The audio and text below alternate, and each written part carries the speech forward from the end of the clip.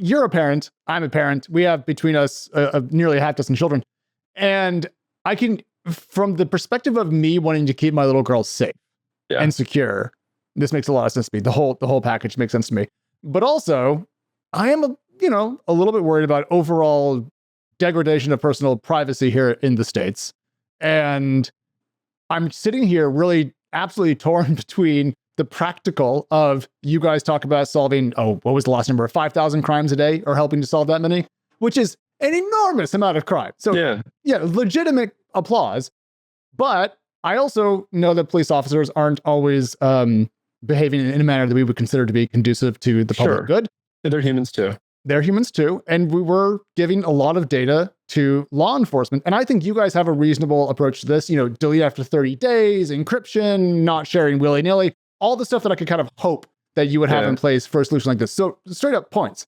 But if you're someone like me who's a little bit skeptical of turning over this much information to law enforcement, how do you balance the concern of misuse on the official side, or even just a busybody HOA person tracking someone's boyfriend's car?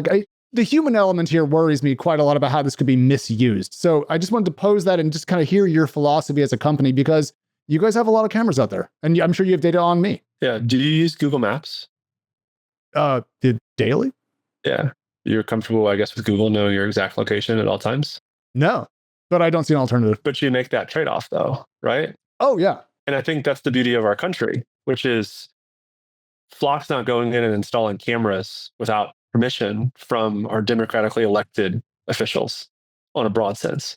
Mm-hmm. And whether that's your neighborhood, because you voted for your HOA president to be president and make this decision on behalf of your community, or your mayor who you voted to be the mayor of your city. And that person can get rejected if they make bad decisions. And that's the beauty of the system. So on the one hand, I'd answer that, which is like, no one's, we're not forcing this on anyone. Can I nitpick at that? Because I feel like let's do it.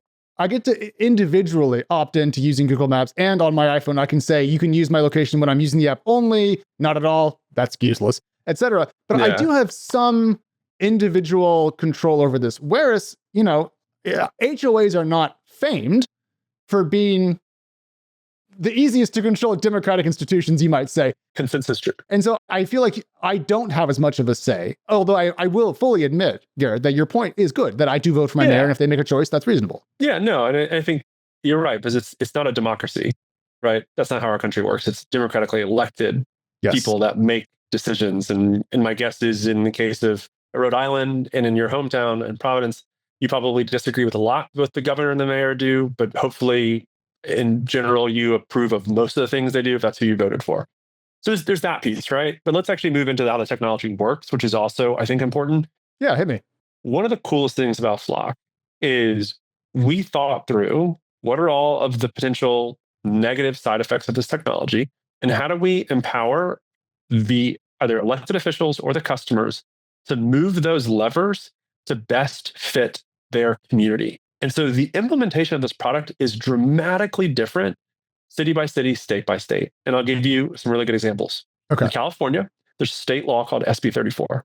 Okay. And it dictates that this technology cannot be used to enforce immigration. It's great. The federal law does not apply. In California, it's illegal. And so our customers do not use our products to enforce immigration. Guess what? In Texas, they do. Yeah. Because in Texas, that's societally accepted. And you go down this list of talk about data retention. In Austin, Texas, they stored the data for 7 days. That's what their elected body decided was appropriate for their community. But in Dallas, Texas, it's 90 days. Garrett, Flock CEO, was not elected president of America or the police chief of America. So I'm going to build the tools to let those who were elected to make these decisions move it up and down. Same on transparency. Most of our customers in California have public transparency portals that we develop for them. Take someone like Piedmont, California, and you can see where the cameras are. You can see why searches are being done. You can see an incredible amount of information. It's up to Piedmont, California. It's not up to me. Mm-hmm. And so state by state, we do that. And then I think what we are a big advocate of is we actually believe in regulation. I think technology like Flock should be regulated. And so you look at somewhere like Virginia, and I wrote an op-ed recently in Virginia on this topic. There was the Flock surveillance bill that the governor finally signed into place. I don't agree with every single detail of it, but I think I broadly applaud the fact that the governor said we need to regulate this stuff. We should have an opinion as a state of how this technology is used, ramifications if you abuse it, and all that. And I think that's great, because I think for me, Alex, maybe the more disappointing part is when people simply take a stance of something like Flock shouldn't exist. And I'm like, come on, that's like, there's a problem in this country. Crime is a problem. Like we helped return over 1,000 missing people in the last year at Flock.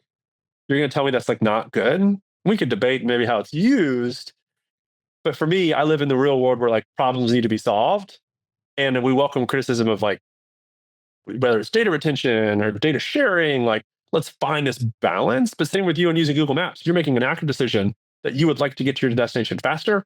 You're going to make this trade-off. If you didn't trust Google, you'd maybe use Apple. If you didn't like trust Apple, you'd use the next product that you did trust. I think is paper maps at that point. You're getting down the list pretty quick. MapQuest.